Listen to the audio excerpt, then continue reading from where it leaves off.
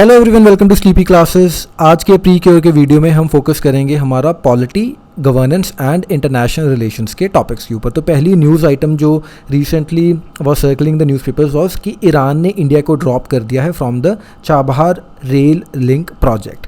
सो India और Iran का 2016 का अग्रीमेंट था जिसके तहत India was to invest in a railway line जो कि चाबहार पोर्ट से जाहिदान, एक टाउन है ईरान में, वहाँ तक जाएगी एंड इसके बाद जाहिदान से जारांज के आगे then they would be connecting it by a road जो ऑलरेडी एग्जिस्ट कर रहा है जिसको गारलैंड हाईवे बोलते हैं हम, जैसे you can see it in the picture.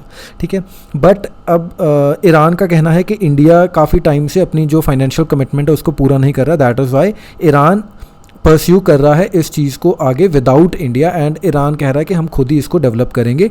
सो जो रेलवे प्रोजेक्ट है it was meant to be India's commitment to the trilateral agreement between India, Iran and Afghanistan. अब ईरान खुद ही 628 किलोमीटर लॉन्ग इस रेलवे लाइन को कंप्लीट करेगा एंड ईरान का कहना है कि they be doing it by March 2022 without India's assistance. Moreover जो न्यूज़ में सुनने में ये भी आ रहा है कि जो चाइना है उन्होंने अपनी डेवलपमेंट ऑफ़र दिया है ईरान को, एंड चाइना ने बोला है कि इन द नेक्स्ट 25 ईयर्स वो कुछ $400 बिलियन के अराउंड इन्वेस्ट करेंगे ईरान में through a strategic partnership deal. And हो सकता है कि इस डील के आने के बाद जो इंडिया के प्लान हैं विद ईरान वो थोड़े क्लाउड हो जाएं। तो अभी ये स्पेक्यूलेशन हो सकती है, लेकिन इन द नियर फ्यूचर हो सकता है उल्टा भी हो जाए, so we should be prepared. Okay, तो 25 ईयर स्ट्रेटेजिक पार्टनरशिप क्या है इसके ऊपर भी थोड़ी नज़र डाल लेते हैं। ईरान और चाइना डील क्लोज करने वाले हैं, that would be called 25 year strategic partnership, जिसके तहत चाइना की इन्वेस्टमेंट चाबहार पोर्ट में, जो कि चाबहार ड्यूटी फ्री जोन बोलते हैं उसको, नियर बाय जो ऑयल रिफाइनरीज है वहाँ पर, and a greater role in Chabahar port will be ensured through this policy. तो इस पॉलिसी के तहत ये सब चीज़ों में इन्वेस्टमेंट करेगा चाइना। ठीक है, एंड ये कॉपरेशन के बाद हो सकता है कि जो इन्वेस्टमेंट्स हैं वो इंफ्रास्ट्रक्चर, मैन्युफैक्चरिंग, एनर्जी अपग्रेडेशन और पोर्ट्स एंड रिफाइनरीज को अपग्रेड करना, इन सब में भी एक्सटेंड कर दे।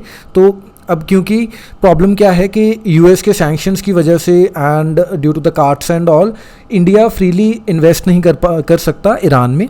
तो इसलिए इंडिया के ऊपर ये जो एक लगा लीजिए स्ट्रेटेजिक रिस्क है जो इंडिया को बेयर करना है। इंडिया हैज़ टू चूज़ कि क्या वो अपनी इंडिपेंडेंट फॉरेन पॉलिसी के तहत ईरान में इन्वेस्ट करें या फिर it has to bow down to the super power जो प्रेजेंटली एग्जिस्ट कर रही है। क्योंकि अगर हम एट स्टेक देखें तो और भी मल्टीपल चीज़ें हैं at stake when we try to contest with the United States. तो ये अब एक स्ट्रेटेजिक टाइट रोप वॉक है फॉर इंडिया। ठीक है, also Iran proposed tie up between Chinese run Pakistani port Gwadar and Chabahar port in 2019। तो ईरान तो पहले ही बोल चुका है चाइना को कि जो पाकिस्तान का गवादर पोर्ट है एंड चाबहार पोर्ट है, हम इनके बीच में एक टाई अप करते हैं, तो जिससे जो इंडिया का स्ट्रेटेजिक पर्पस था चाबहार पोर्ट में इन्वेस्ट करने का वो टोटली डिफीट होता है।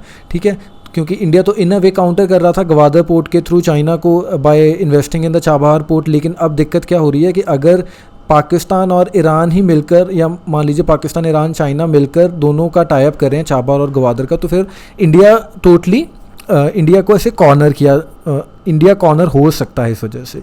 ठीक है, एक और पोर्ट है बंदर जस्क जो कुछ 350 किलोमीटर दूर है चाबहार पोर्ट से। तो ईरान बोल रहा है कि इसको भी हम ड्यूटी फ्री जोन में पार्ट बना लेंगे, एंड जो जस्क पोर्ट है ये कहीं यहाँ पर है स्ट्रेट ऑफ हॉर्मुज के अराउंड। ठीक है, तो ये कुछ हमने 25 ईयर पार्टनरशिप देख ली और देख लिया कि इंडिया को ईरान ने बोला है कि भाई आप अपना देख लीजिए, हम तो खुद ही इन्वेस्ट करने वाले हैं हमारे प्रोजेक्ट में। दूसरा टॉपिक है पद्मन स्वामी टेम्पल जजमेंट का। प्लीज़ फॉरगिव मी अगर मैं नेम गलत प्रोनाउंस कर रहा हूँ, लेकिन let's just call it this. तो सुप्रीम कोर्ट ने रिसेंटली जजमेंट दी है जिसके तहत उन्होंने बोला है कि जो रॉयल फैमिली, त्रावणकोर की रॉयल फैमिली, जो अर्स्टवाइल ह्यूमन मिनिस्ट्रेंट या जिसको शेबियत बोलते हैं, मैनेजर इन अ वे, वो अपना रोल पहले निभा रही थी, वो वैसे ही अपना रोल जो है वो मैनेजेरियल रोल अदा करती रहेगी। इससे पहले हाई कोर्ट की जजमेंट आई थी जिसके तहत उन्होंने हाई कोर्ट ने जजमेंट दी थी कि जो त्रावणकोर की रॉयल फैमिली है उनसे ये जो हक हैं वो सारे वापस ले लिए जाएं and they should be given to the state government of Kerala. ठीक है जी, तो सुप्रीम कोर्ट ने अब जो डिसीजन है उसको ओवरटर्न कर दिया है एंड उन्होंने इनफैक्ट बोला है कि जो शिबेटशिप है it does not lapse in the favour of the state. ठीक है, तो अगर मान लीजिए प्रॉपर्टी का रिवर्जन हो जाता है बैक टू प्रॉपर्टी, तो बैक टू द स्टेट, तो ये प्रिंसिपल ऑफ एस्चीट ये वैलिड नहीं रहेगा, एंड दैट इज़ वाई ये जो मैनेजेरियलिज्म है वो वैसे ही चलता रहेगा। एंड सुप्रीम कोर्ट ने डिफाइन किया जो शेबेत है वो क्या है, कस्टोडियन है of the idol, earthly spokesman है उस डीटी का। ठीक है, एंड मोरोवर वो ही रिप्रेजेंटेटिव हैं, वो एंटाइटल्ड हैं to deal with all its temporal affairs, and जो प्रॉपर्टी की मैनेजमेंट है वो भी जो ट्रावनकोर की जो रॉयल फैमिली है वो कर सकती है। ठीक है, अब इसी कॉन्टेक्स्ट में 26th constitutional amendment act of 1971 by the then prime minister Shrimati Indira Gandhi, तो उन्होंने इस एक्ट के तहत उन्होंने क्या किया, जो भी प्रिवी पर्सेस मिल रहे थे आपके रॉयल फैमिलीज़ को वो सब बैनिश कर दिए, उन्होंने सीज़ कर दिए वो सारे फंड्स। अगर प्रिवी पर्सेस का थोड़ा मैं आपको इतिहास बताऊं, तो जब इंडिया इंडिपेंडेंट हो रहा था तो जो ब्रिटिश इंडिया था and there were princely states, है ना, दो चीज़ें थी। तो ब्रिटिश इंडिया तो डायरेक्टली इंडिपेंडेंट हो रहा था क्योंकि it was under the direct occupation of the British, but जो प्रिंसली स्टेट्स थी उनका कहना था कि हमारी तो आपके किंग के साथ डील हुई है, we are not the part of the British India, तो इसीलिए हमें अलग से आज़ाद कर दो। तो then there were various arrangements जिसके तहत फिर जो हमारे मेकर्स ऑफ न्यू इंडिया थे उन्होंने बोला कि आपको हम प्रिवी पर्सेस देंगे, यानी आपको स्पेशल अलाउंसेस प्रिविलेजेस दी जाएंगी अगर आप इंडिया का पार्ट बनते हो। ठीक है, लेकिन उसके बाद 1971 में मिसेस इंदिरा गांधी ने इस एक्ट के तहत उस सब चीज़ को बंद कर दिया था। एंड रिसेंटली अब हुआ क्या था कि 1991 में जो ट्रावनकोर की रॉयल फैमिली के जो उस टाइम के हेयर थे ही डाइड, एंड उसके बाद फिर स्टेट गवर्नमेंट जो गवर्नमेंट ऑफ केरला है उन्होंने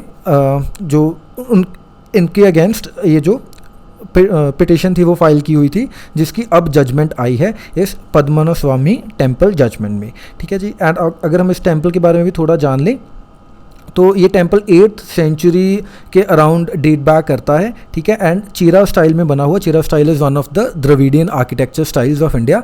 ठीक है, एंड ये वैष्णविज्म को बिलोंग करता है, यानी जो मेन डीटी है दैट इज़ विष्णु। ठीक है, एंड मेजरली वुड का बना हुआ था पहले, लेकिन उसके बाद इसको ग्रेनाइट से बना दिया गया। तो so these are some important जो पॉइंट्स रिगार्डिंग द टेम्पल। ठीक है जी, आगे बढ़ते हैं। Election commission and delay in elections, इसके ऊपर बात करते हैं, क्योंकि जो पॉलिटिकल पार्टीज़ हैं कोरोना वायरस के चलते हुए, कोविड-19 पैंडेमिक के चलते हुए एलिज कर रही हैं कि we should postpone the elections in Bihar. तो अभी इलेक्शन कमीशन के ऊपर ये दारोमदार आ गया है कि क्या वो डिले कर सकता है, नहीं कर सकता, तो वो हम उसकी पावर्स जान लेते हैं। इलेक्शन कमीशन एक कॉन्स्टिट्यूशनल बॉडी है, आर्टिकल 324 के तहत बनी हुई है। एंड जैसे आपको पता ही है कि इलेक्शन कमीशन में 3 मेजर मेंबर्स हैं, एक chief election commissioner and 2 election commissioners. ठीक है जी, तो ज़्यादा उनकी डिटेल में न जाते हुए हम इलेक्शन कमीशन की यहाँ पर डिटेल्स को समझते हैं, वर्किंग को समझते हैं। तो इलेक्शन कमीशन का इलेक्शन के ऊपर रोल क्या है?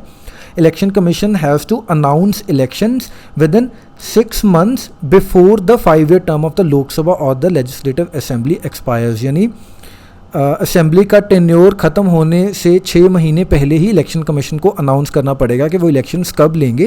एंड अगर कोई ऐसे एक्सेप्शनल सर्कमस्टांसेस आ भी जाते हैं तब भी जो इलेक्शन है वो जो ऑलरेडी एग्जिस्टिंग असेंबली है या लोकसभा है उससे पहले, उसके एक्सपायरी टर्म से पहले हो जाना चाहिए। ठीक है, तो ये अब हमारे रूल्स कहते हैं।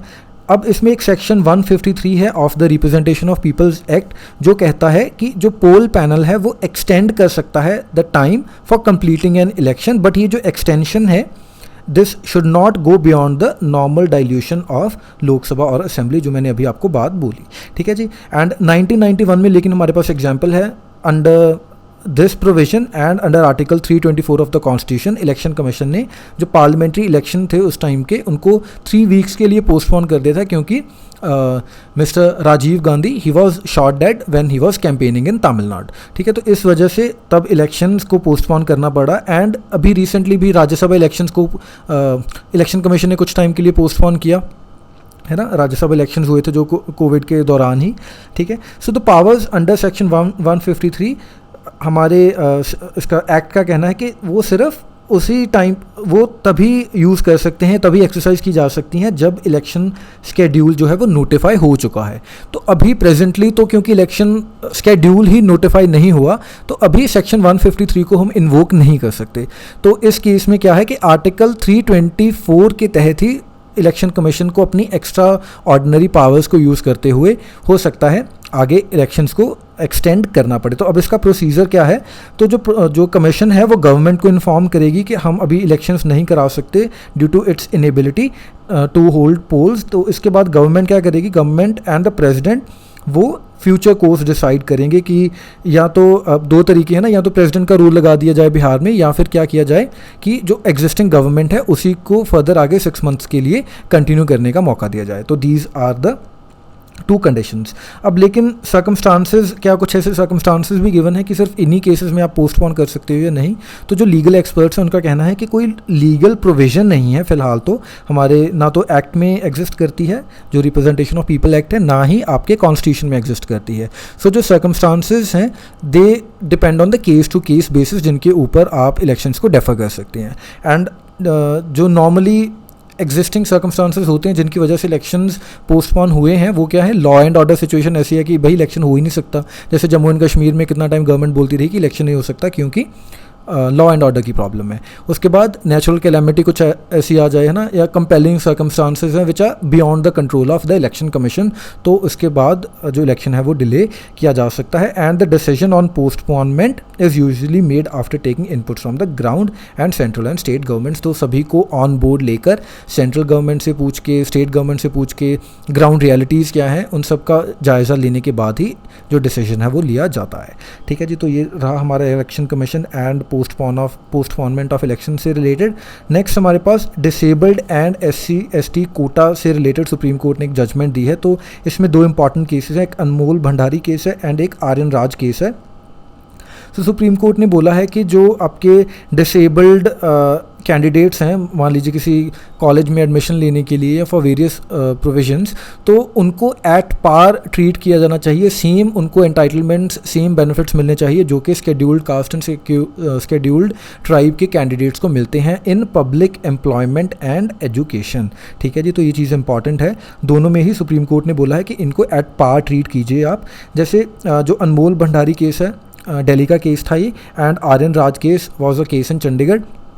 तो आर्यन राज केस में सुप्रीम कोर्ट ने बोला कि जो एडमिशन क्वालिफिकेशन क्राइटेरिया है फॉर डिसेबल्ड वो बिल्कुल सेम होना चाहिए जो कि SC/ST कैंडिडेट्स के लिए है। एंड अनमोल भंडारी केस में क्या बोला है कि जो intellectually and mentally challenge candidates होंगे, दे हैव सर्टन लिमिटेशंस, तो they shouldn't be treated at par with the physically challenge, है ना। जो फिजिकल डिसेबिलिटी है वो अलग है, जो इंटेलेक्चुअल एंड मेंटल डिसेबिलिटी है वो अलग है, तो उनकी अलग लिमिटेशंस हैं। तो इनके लिए नए कोर्सेज भी बनाने चाहिए ताकि इनकी जो इंटेलेक्चुअल डिसेबिलिटी है उनको अलग से आप केटर कर सके। तो this is a recommendation by the supreme court. ठीक है जी, so that is all for the day. Thank you for watching.